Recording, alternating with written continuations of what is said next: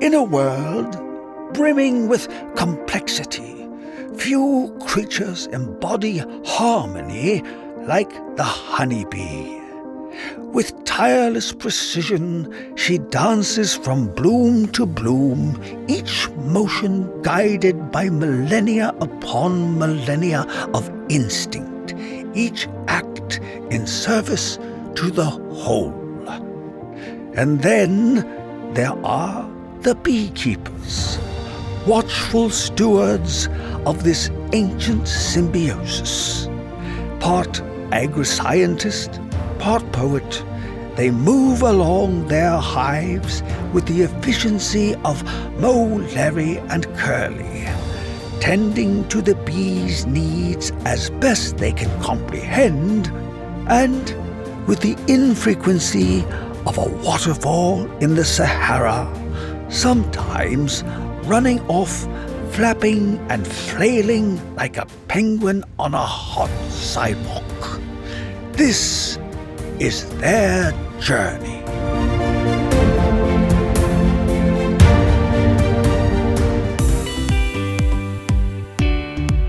Welcome to Bee Love Beekeeping, presented by our great friends and partners in beekeeping, Man Lake. Today's show features my recent conversation with a longtime Massachusetts beekeeper and entrepreneur, Rick Reault. We're going to discuss making mead, making money in the bee business, and so much more. Rick is a wealth of information and an absolute joy to talk to. I think you'll love him. First, in our Invention Mention segment, I'm trying out a few new tools of the trade that may not be brand new, but some of them are new to me. Everybody has their own way of lighting a smoker, I know, and it's one of those age-old, how do I really figure this thing out? Well, and how do you keep it lit? You know, I usually just throw a bunch of flammable anything that I can get my hands on in that smoker, get it started, let it burn for a while, then add some fuel that I like. But last weekend, I tried this Bee Start Smoker Starter. It's this stuff right here. And I kind of liked it. What it is you've got these, what would you say these are, about 2 inches long by, I don't know, half an inch wide. And it's really easy to light these things, even on a windy day. So you just light 2 or 3 of them, put them in the bottom of your smoker, let them burn for a couple of minutes so it gets really hot in there, and then you add whatever fuel you like. It's easy, I like it. I know, I'm probably the only hobbyist who still doesn't have a hot uncapping knife. Until now, I recently tried out the Speed King uncapping knife, and wow. Now realize they don't work on all frames, especially if the bees didn't draw the wax out quite deep enough past the edges of the wooden frame. But for those frames that are drawn out well, take a look at this. It is fast, it's easy, it's clean, the wax comes off beautifully, and this thing heats up so fast, you almost need to be careful. Lastly, let's talk about the age-old hive tool. I know these things are like the tools of the trade. It's sort of like, how can I make a better mousetrap kind of situation. Here's your normal old hive tool right here. Okay, it's got the bend. It's got a hole, I guess, so you can hang it on a hook or something. And it's got a nice scraper end. And these things work great. And most of us have used them for years. But have you ever tried one with a J-hook on it? I've been using one for a while, and recently I got one with an even bigger J-hook. And this thing is amazing. If you haven't used one of these, the idea is you put it in the edge of a frame and you can pry it out with this. And you've got the leverage here on the other frames or the side of the box to push that frame up that may be stuck down with a whole bunch of wax or propolis. On the other end of this thing, they have really done a nice job of grinding on this hard steel, a very sharp edge. So you're scraping off wax, you're scraping off anything you need to clean up those frames and those boxes. They call this a multifunction hive tool. I like it a lot. I recommend trying something like this if you haven't yet. These are the kinds of things that are inexpensive and can really make our beekeeping adventures a little easier and a little more fun. And speaking of fun, let's get to our interview with Rick. I would like to welcome to the show, we're going to have an awesome time today. We're meeting with Rick Reault in Massachusetts today, longtime beekeeper. How are you, Rick? Very good. How are you, Eric? I'm doing fantastic, except for the cough drop. Getting over a little bug from Epimondia, but other than that, doing great. You have a big operation, and it's going to be fun learning about different sides of the beekeeping business and the bee business itself, because there's a lot of sideliners and even hobbyists out there that are thinking, yeah, I want to figure out how to make a little bit of money while I'm doing this. And I think they're going to get some tips from you today, as well as tips about making mead. We'll get to that. So before we jump into it, for those that don't know you, how long have you been beekeeping? Tell us a little bit about your journey. So I've been beekeeping about 30 years, and I started my business, New England Beekeeping Supplies, in 2006. And I ran that business out of our home, my wife and I, my wife Sue and I. And then we purchased a plot of land in Tingsboro where we live, and we built a facility in 2019. And so now we have been operating out of that facility, which we call the Colony, since 2019. So that was right before the pandemic. Yes. Was the pandemic good for business or tough on business? The pandemic was, I would have to say, overall good for business, but we had to make some quick changes, temporary changes, and but we got through it pretty good. I know a lot of people jumped into it, and chickens and gardening and things like that for the first time. And some have already dropped out once they realized beekeeping is not easy. There's a lot to learn, but it's so Right. rewarding. So for those of you that stayed, congratulations. It is super rewarding. I'm just going to go through a little list here.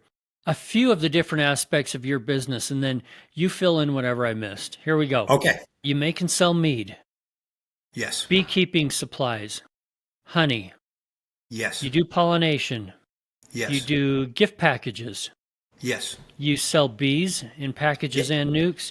You have Yes. what you call an apothecary. Is that like Yes. soap and things like that? Yeah. Soap, lip balms, lotion bars, beeswax candles we put under apothecary too. Yeah. And you do beekeeping classes. And I've been teaching beekeeping classes for probably over 25 years. What did I miss? I think that's it. You know, we started our business out of our home, and then we started very small, just myself. And I figured I would start a little part-time job because it was coming after 9/11, and I had a commercial contracting company. So I was building houses and doing some commercial work as well. Boy, that came to a very, almost like grinding halt. So I said, well, I'm going to take my hobby and see if I can make a little business out of it. And that was it. I started in 2006, in April of 2006. And then we've had 20 years of growth with our company, New England Beekeeping. So a little business that took off. I have a feeling some of that's because you got kind of hooked on it. How many beehives do you run? Currently, I mean, we've run up to 1,000, but currently, after we built our facility, we had to downscale quite a bit because it really changed my responsibilities within the company, and I couldn't be out in the field as much. So I believe, next year we'll be probably running about 600 or 700 hives. That's plenty. What size of staff do you have? Yeah, we have 6 full-time employees, and we have about 8 or 9 part-time employees. Some people work one shift, and then other people, work about 30 hours. So we have a really, really good crew we call it at the Colony. Yeah. I want to jump in first to the thing that I know the least about. And here's my disclaimer. I don't drink. So Okay. I'm going to probably ask some really stupid questions about mead, but I do find it super interesting. I know mead is something that's been around for hundreds or thousands of years. First of all, describe it and give us an idea of how you make it. When I talk to people about mead, and boy, do I dislike really saying this, but If people ask me what mead is, the easiest answer is not the best answer. So the easiest answer is it's a honey wine, but it is not. Mead is not a wine. It's its own category. So mead is an alcoholic beverage fermented from honey and water and yeast. And then you can make variations by adding spices or fruits, or actually it's unlimited possibilities on how many different meads you could make. And that's what mead is. It's the oldest alcoholic beverage known to man. We'll make that claim, and dates back hundreds of thousands of years. Compared to someone that owns, say, a brewery, how difficult is mead to make compared to beer? I like saying beer is the most difficult to make, then wine, and then mead. Mead is not as hard to make as wine and beer. What we do in making mead is we have honey. We make batches in the sizes of we have two different tanks. So one of them is a 200-gallon tank, fermenting tank, stainless steel fermenting tank, just like you would use in beer or wine. And then we have two 300-gallon tanks. So we'll take a barrel of honey out of our warming room and bring it out at about 120 degrees. And then we will start pumping that into another barrel. We'll be adding cold water to that barrel, and then we pump that into the fermenting tank. Then if we're using a fruit, we're going to pump that in, and we kind of mix it all into a barrel and pump it into the tank. And then we will control the temperature of the mead. At that point, it's called the must. And we'll keep it between 60 and 65 degrees. We have a chiller unit that circulates. It's like a double wall honey tank, except this is a fermenting tank. It's a double wall, and it runs through a chiller unit so you can control the temperature of your must. And then we'll pitch yeast into it. It will start fermenting within 24 hours. Usually we're in the fermenting tank for about 6 to 8 weeks. From there, we will pump it into, usually it's going to be an oak barrel, whether it's a Chardonnay barrel, a bourbon barrel, a whiskey barrel, and sometimes just a stainless steel barrel. And we'll pump it into those vessels and we'll age it for a year. How hard is it for a hobbyist to do? Well, hobbyists, there's a lot of hobbyists that will make 5-gallon batches, or they might have small fermenting. So it's pretty popular. But my first year in beekeeping is I wanted to try everything. I wanted to make candles. I wanted bees. I wanted to make splits. I wanted to go everywhere. I wanted to remove bees from houses. I kind of did it all. And then the mead was another one. My first year, I tried making mead. And how'd it turn out first time? Oh, it was awful. It was the worst. The worst part is you wait 1 year and, for it to age and everything. And then you taste it and it just was god awful. And I actually took it. I had friends over and we were planning on trying the mead, and I took the 5-gallon carboy and I poured it out on the ground in front of everybody, and I said, nobody wants to try to taste this. It was bad. Then I met a friend who had taken my beekeeping class, and he brought a bottle of mead to the class, and when I tried that, I really complimented on him because it was very good. Because with mead, you can taste some meads, and some of them can be very bad, and then the very good ones are very rare. And so his was very good. So we started making mead together at my house. And then today he's one of my partners. He invested in my company when we built our facility. So Mike Mintz, and so we made the first good mead I made was with him. And what flavors are your favorite or your best sellers? So we have a honey that is in the northeast area, and it's the honey is made from Japanese knotweed, and it's also nicknamed like bamboo. So knotweed is from the buckwheat family, but it is very smooth, very caramely, and it's dark, and when you hold it up to the light, it has a reddish tint. So I started making mead with that honey, and started entering competitions, and I started scoring better and better and better, and to the point where I got a perfect score. And so I call that mead Red Bamboo, which is a straight traditional mead, meaning that it's made with honey and water, no fruit. And we age it in an oak barrel. In most cases, we're aging ours in a bourbon barrel. And we've done extremely well with that one in competition. That's probably the best mead I make. But then we make one with black currants. We make one with blueberries. We make a sizer with apple cider. So we have like 10 different meads that we make. All right, I'm going to be sure to put a link to your website in the show notes in case anybody wants to find you, wants to taste any of this stuff. They know how to look you up. But it's thecolonyma.com, right? That's correct. Yeah. Okay. We can ship mead to about 40 states. We're partnered with Vino Shipper.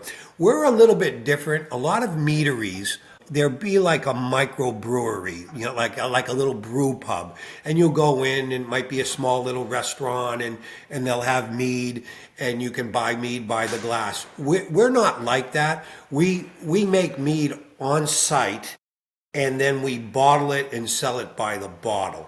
Are you a beekeeper who loves sharing tips, asking questions, and showing off your latest honey haul? Then join the Hive, introducing the Man Lake Beekeeping Community on Facebook, your new go-to for everything honeybees. Whether you're struggling with mites, trying a new winterization method, or just need to know what that weird thing on your frame is, our group is a supportive, spam-free zone for beginners and pros alike. Stop scrolling through endless forums and connect directly with beekeepers and the professionals at Man Lake in one buzzing place. We'll put a link to it down in the show notes. Just click over and join up. Customers can come in our store and try a sample of mead, which is nice because it's just when we sample the mead, when we give samples to the mead, we almost like 95% of the people buy it. They like it. It's different. We do really well in the holiday times when people want to give it away as a gift, and during the holidays. But we have a lot of fun with it. All right, let's shift gears. Let's talk a little bit about honey. And you just talked about the knotweed honey. Yes. Where else are you putting your bees, or is it just in Massachusetts? Or So our location, the colony, is in my hometown of Tingsboro, Massachusetts, and we border 8 towns, and 3 of the towns that we border are New Hampshire. So Nashua, New Hampshire, Hudson, New Hampshire, Pelham, New Hampshire. So our bees are in Massachusetts and New Hampshire. At one time we had 75 locations. Now we're running about 35 locations. A little easier to keep track of that way, Yeah, I imagine. yeah. So besides the knotweed, what other kinds of honeys do you have, or are a lot of them just wildflower? Oh, look, most of them are wildflowers. So you'll have your early summer production, which will be like honeysuckle and Russian olive and black locust and dandelions. And then you'll go into all your apple and fruit blossoms, depending on where you are. And then you have your clover. Then we have a lot of sumac in our area. We do have quite a few linden trees, so similar to basswood. Late summer, we have those, your goldenrod and your, we used to have a lot of purple loosestrife. We don't have as much, but it seems to be making a comeback. The state released some beetles years ago and ate up a lot of the purple loosestrife. They considered it too invasive. We'll have, like right now, almost everything is gone by, but we have asters. So a lot of wildflowers. We probably have 100 different sources. Early spring, we'll have maple, a lot of maple blossoms and a little bit of poplar. So it's a real wide variety. But every once in a while, like with knotweed, when knotweed blooms, it's like mid-August to mid-September, and it has such a distinctive color that you can really tell when you're producing that particular honey, and you can segregate it a little bit. But for the most part, there's not too many honeys that we can segregate unless we're going up to the blueberries in Maine, or you happen to get a farm that grows all raspberries and blackberries, and there are situations like that. But it's quite a large variety in the Northeast. So what kind of advice do you have for someone that's going from one stage in their beekeeping journey to another? And maybe they get in as a hobbyist and they love it and they're like, okay, I want to turn into a sideliner. And then Yeah. they love that. And I Yeah. want to do this full time. Right. What kind of advice do you have for some of those steps? Yeah, I give a presentation. I've been brought into a lot of different clubs, and I did a state presentation on that topic. And so I tell people, figure out what you want. How much money do you want to make? Are you looking to supplement this? Are you looking to make a career out of this? And when I started, I said, I have to find 5 ways to make $20,000 in each segment. And then I went from there. And I never knew how it would grow. And today I can tell you that it grew into honey. New England Beekeeping Supplies, we're primarily a honey company where we sell to about 250 stores and farm stands. We sell honey in buckets. We sell honey in our store at retail, and we sell it online off our website. So that's what we became. But find your passion. Like, I loved making mead, so mead became a part of our business. We have 5 or 6 different people in our company that like making candles. So we all make beeswax candles and we sell those in the store. My wife Sue likes to make soaps and lotion bars and lip balms, and she makes that at home, and we bring that over to the store and sell it there, so that we can take all these products, the honey, the mead, the candles, the lip balms, lotion bars, and we can package that into gift packaging, but we can place it on our shelves so that we have a large variety of things to sell in our store. Every area is difficult, especially selling packages. Transporting packages from Georgia to Massachusetts. I've been doing that now for 20 years, and I've made over 50 trips. It's 1,300 miles down to Georgia and 1,300 miles back, because I'm like in south central Georgia, Moultrie, Georgia, from Rossman Apiaries. And then I also have packages trucked up to us from Wilbanks Apiaries, so they do that transportation. But I've been going down to Georgia, 3 times a year. For the first year I went once, the second year I went twice. So, and starting my 3rd year, I go 3 times. And it's like you leave Massachusetts on a Thursday, drive 24 hours down to Georgia, you get there Friday, check on the bees, then we kind of go out to eat, we sleep in the hotel, we get up, we have breakfast, we go pick up the bees, load them up, and we drive straight home. Get home on Sunday, give the bees out on Monday. And then we turn around and do it right the second week, right after that. And then we skip a week and do it a 3rd week.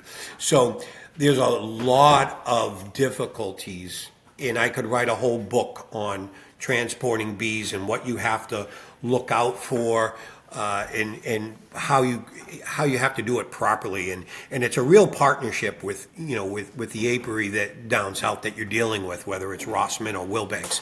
That's a challenge. That's a tough way to make a few dollars. If you're starting a business, you really need to say, hey, how much do I want to make? What do I like to do? What do I want to do?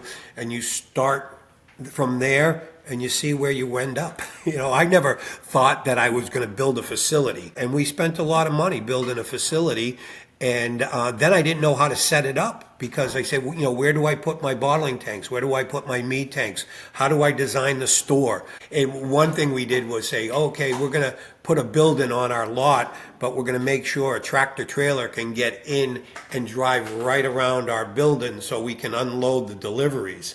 You don't have to do that. Some people, my uncle, who taught me beekeeping, he had a little sign on his mailbox, and he made some nice extra money by just selling honey out of his porch, and did it for years. One thing I love about beekeepers is they're just open to sharing all this knowledge. Yes. In some other businesses, there's so many of these are trade secret kind of things that you wouldn't be sharing, but beekeepers are so awesome about it, and I really appreciate you doing that for us. I've always wanted to share my business experience. I've always wanted to share my mead making, what I know about mead making and or what I know about keeping bees or what I know about running a business. I've never kept that a secret. I like to share, and I think it comes back to you because people appreciate that. I know when people come in my store and I see them like looking at a mite treatment or something, and I'll just say, "Hey, how you doing? Have you used that treatment before?" Because we have a new one, right, Varroxan, that we've been using, and then we get into a conversation, and then at the end of it, they just look you in the eye and they say, "Wow, thank you for spending time with me," and that's the feel good part of the industry. How's Varroxan been working for you? I like it very much. Look, we needed something that lasts in the hive, that kills mites for an extended period of times. It does that. We need something that's not harsh on the bees, and it's not. So time will tell, but I think our bees going into the winter look really good. I have very healthy looking brood patterns. Now we're into October, and I always when I look at my bees in October, I want to know, is the queen still laying? And we're going in and the queens are still laying, which is a good sign because now you're going to have, a young cluster going into the winter, which is always a plus.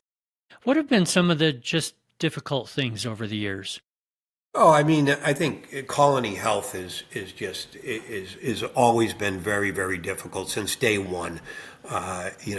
Keeping the bees healthy. I mean, when I started, we tried everything, and you had the pesticides, your apistans and your kumafos, and you had all those things, and then you tried all your IPMs, and then you tried your screen bottom boards and your fogging with mineral oil, and then all these different things that came out, and then formic acid came out, and then there was different variations of that because everybody was trying to improve on what they had.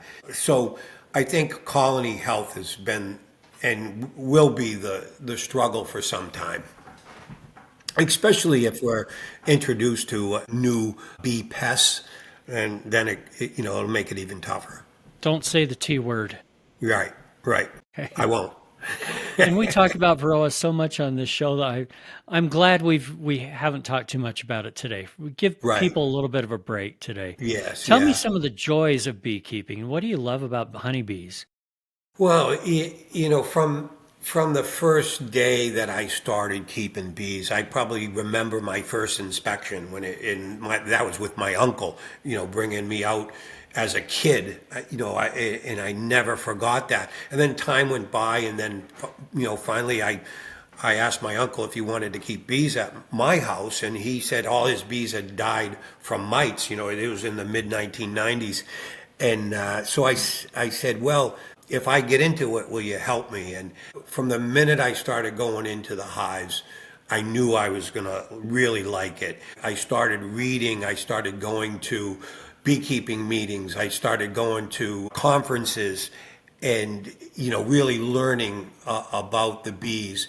And so when you have that knowledge and then you know what to look for, and you always see something new when you're going through the hives, and you're outside, it's most of the time it's nice weather, hopefully, but yeah, you can't beat that. It's just I love that. I never say I don't want to go to work, and I never say I don't want to look at bees. that day never comes.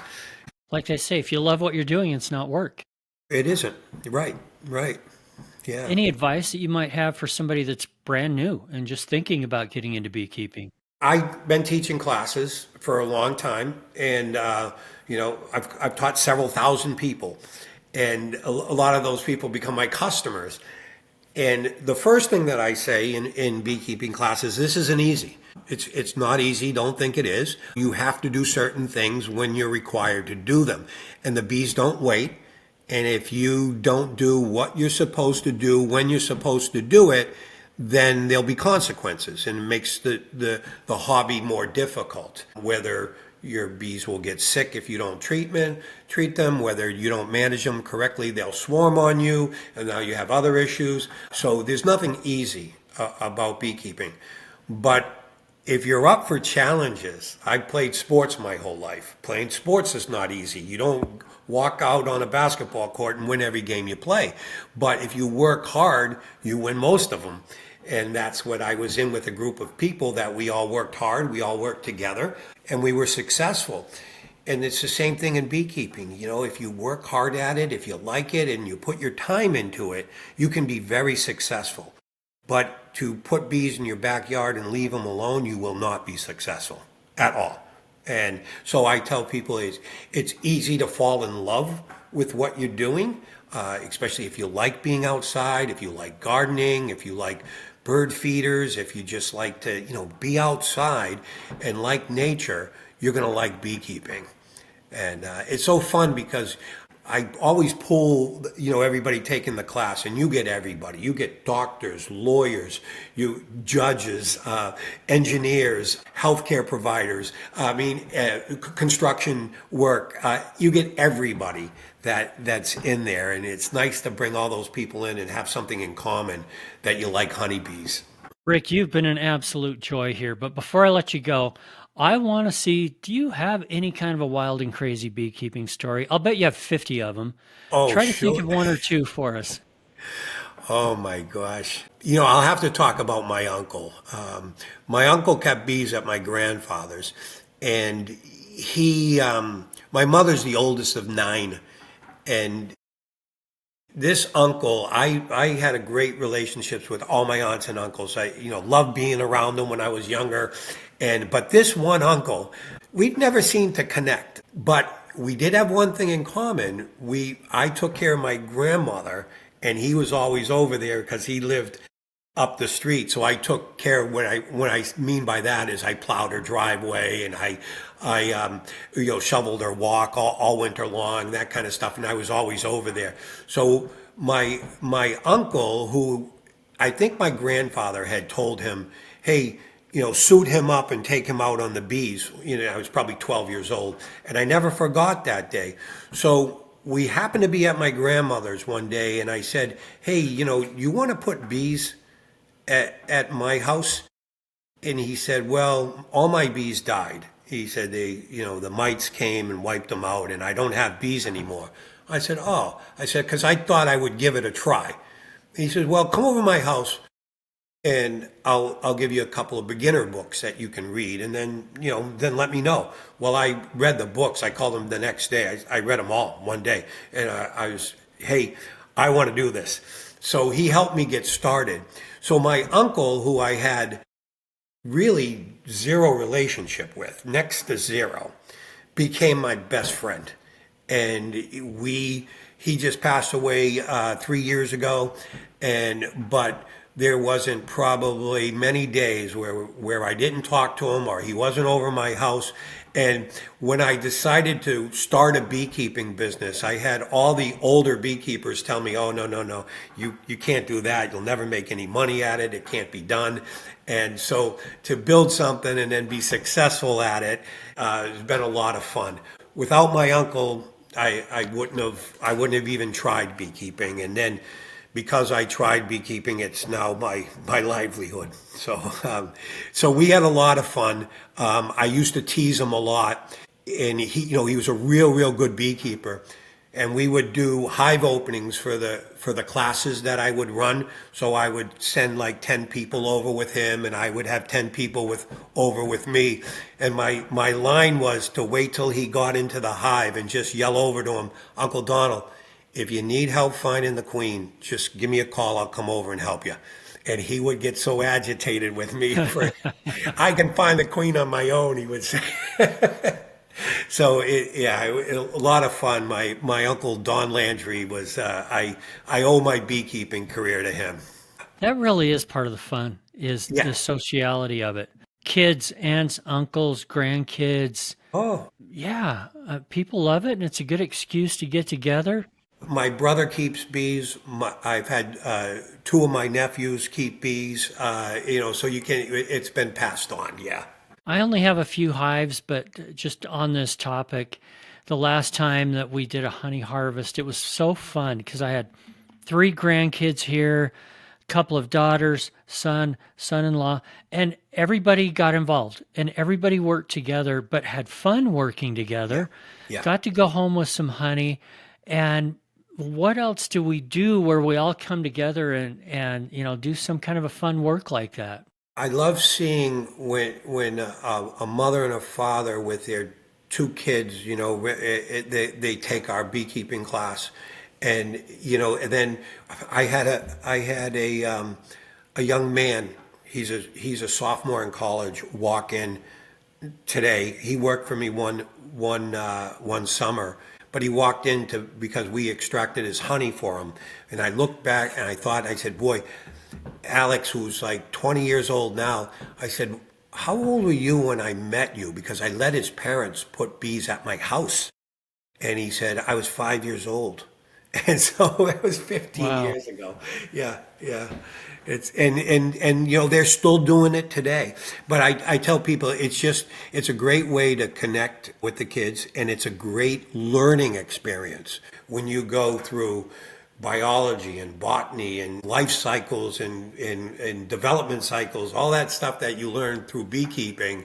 When those kids take those science classes or whatever they do, they're going to have a heads up on other people who haven't experienced it. Rick, I'd love to spend a summer with you because there would be so much to learn. Oh. But I'm gonna just give you the last word here. Give us one more piece of advice. I guess my advice would be if you're into beekeeping, really put a lot of time into keeping the bees healthy. I don't know anybody that's got out of beekeeping that produced honey their first year. So you produce honey your first year and you're hooked. You're hooked for a lifetime. Just enjoy it. It keeps changing. Keep up with it. Learn all the new things and just enjoy it. It's just a great thing to have in your life. Beautiful. All right, Rick Reault, thanks a lot. I appreciate it. Thank you, Eric. Thanks for joining us on Bee Love Beekeeping, presented by Man Lake. If you like this content, I hope you'll share it with a friend. Follow and subscribe to this podcast, and even sign up for our newsletter at belovebeekeeping.com. Also, just a shout out to Vita Bee Health for their support. We appreciate them. Vita's Varroa control range of products includes Apistan, Apiguard, and now Viroxan, extended release oxalic acid strips. Thanks, guys. And remember, if you're not just in it for the honey or the money, you're in it for the love. See you next week.